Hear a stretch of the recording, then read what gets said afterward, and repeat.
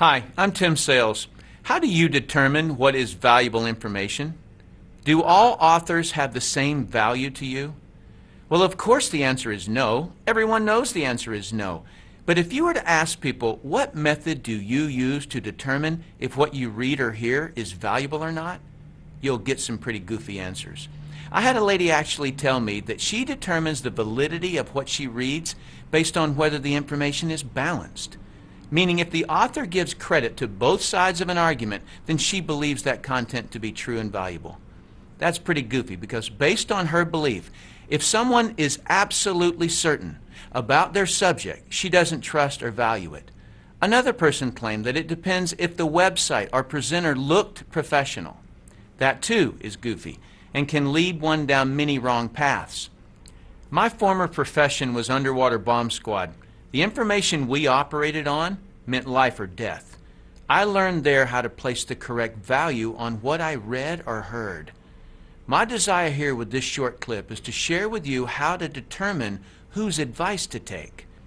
The very first thing you need to determine from any author you're reading or listening to is whether you're hearing their belief on the subject or is what you're hearing provable fact.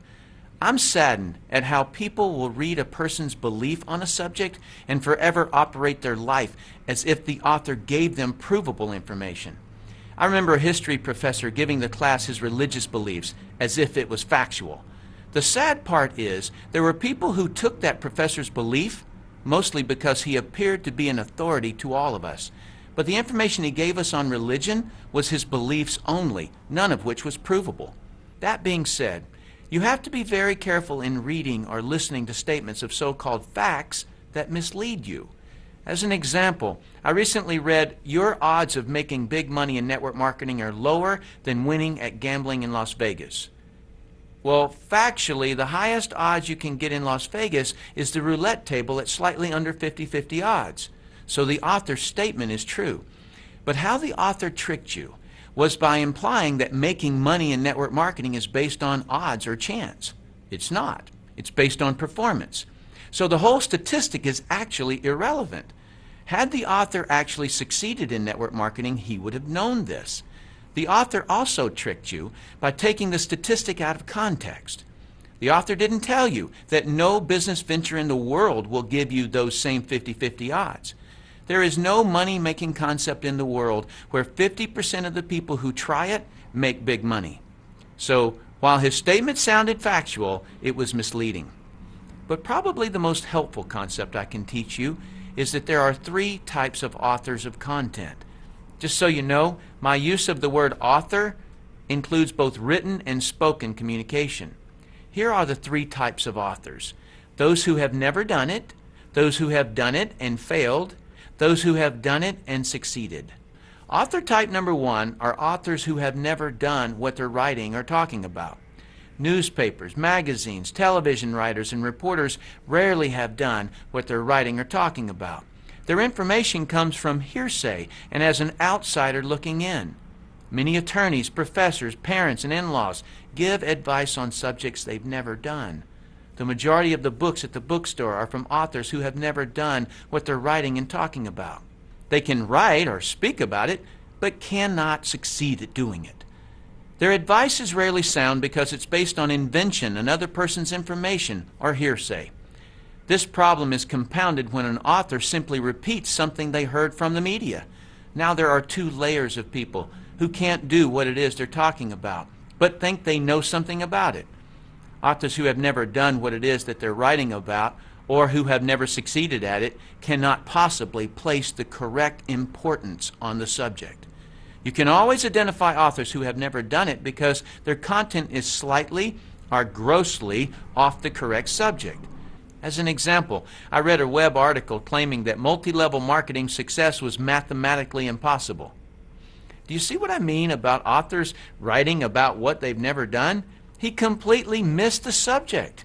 And as for his mathematical theory, that's like claiming that it's scientifically impossible for a bumblebee to fly. Has it ever occurred to that author to just look? The MLM industry sells $109 billion worth of products and thousands of people earn millions of dollars. Plus the oldest MLM company is still growing. Author type number 2 are authors who have failed at what they're writing or talking about. When someone has failed at what they write or talk about, it is common for them to be critical of the subject and those who do it. When someone is critical of something, they are inclined to find fault with it. Why? Because something about the subject is a complete mystery to them, and they feel inadequate. They obviously couldn't figure out some part of it, and they quit before they ever found out. Take, for example, a person who wanted to be a real estate investor but failed at it. He will project his negative experience onto whatever he writes or says about the business. He'll typically write and talk about what's hard, wrong, or dangerous about real estate. Why? Because he never figured it out, and someone who succeeds at it proves his inadequacy on the subject of real estate. His worst nightmare is people succeeding at real estate investing. His negativity may focus on the aspect of real estate investing that caused him to fail, but more than likely he doesn't know why he failed. So he tries to make everything about real estate wrong, including anyone who does real estate. Just a warning, on every subject there are more people that quit at it than people who succeed. So you may find much more negative information about your subject than positive information. Do not take advice from authors who have quit at what they write or talk about. They are resentful and do not want you to succeed where they failed. Others' success only proves their inadequacy. They may claim that they only want to protect you, but in reality, they only want to protect themselves from a sense of failure by preventing you from trying and succeeding. Author type number 3 are authors who have succeeded at what they're writing and talking about. If an author has succeeded at what they are writing or talking about, they are a valuable asset to you, and their advice is worth listening to. They know what is important and what is not important about the subject. If you hear information from author type 1 or 2 that concerns you, ask author type 3 to explain it to you. They will be able to explain things and categorize the information so that it's logical. Please note that there is a vast difference between someone who has been successful at their subject and someone who has been merely educated about it. Just because a person has studied a subject or has been doing the subject for 20 years doesn't mean they can successfully do it. A beautician can study all about hair. That doesn't mean she can cut hair to her client's satisfaction. A psychiatrist may have been able to listen to her teachers and may have been able to read the required textbooks and may have even been able to pass the state board examination on the subject. But can she fix another person's problems? If she can't, don't take her advice. A student who has been educated on a subject has only proven that she can be a successful student. She has not proven that she can successfully perform in the subject. The person you should accept advice from on a subject you're researching is the person who has gotten the results you desire. If you want to succeed, take the advice of those who have been successful. In conclusion, the easiest advice in the world to give or receive in business or money-making ventures is don't do it. But keep this idea in your mind about money. The most amount of money you'll ever lose is the amount you'll never make. Let's say you're looking at a business where you can make $1 million a year that requires an investment of a few $1,000s. There are people making that amount in the business you're researching, but someone gives you the simple advice of don't do it. So you don't. You may think you saved a few $1,000s, but what you really lost was $1 million a year. The cost of that poor advice you took was way more expensive than the few $1,000s you saved.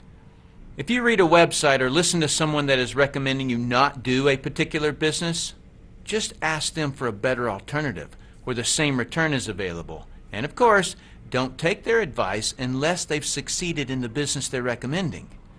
I personally do not have a stake in what you choose to do in network marketing. But being someone who has been financially successful, it's heartbreaking to me how many people are stopped or derailed by some author who doesn't know what they're talking about and shouldn't be giving advice on something they haven't been able to succeed at.